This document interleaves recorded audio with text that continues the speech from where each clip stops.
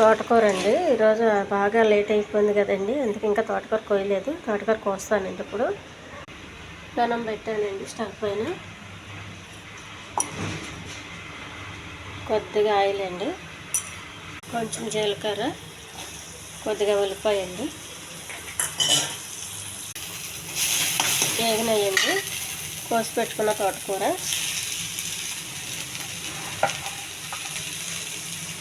ఇది కూడా కొంచెం బాగా కలుపుకోవాలండి.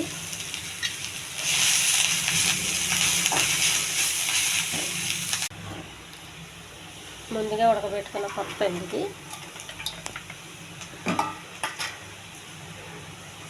కొద్దిగా ఉప్పు అండి, ఎక్కువ వేయద్దు. ఈ ఛానల్ నచ్చితే సబ్స్క్రైబ్ చేయండి, షేర్ చేయండి, లైక్ చేయండి. హెల్దీ ఆకుకూర అండి ఇది. ఇంకా కొద్ది దగ్గరికి రావాలండి.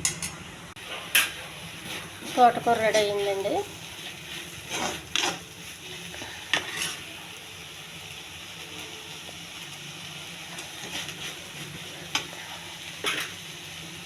ఇది అన్నానికి చాలా బాగుంటుందండి.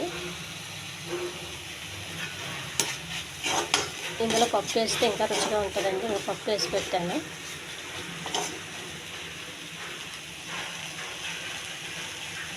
హెల్దీ తోటకూర రెడీ.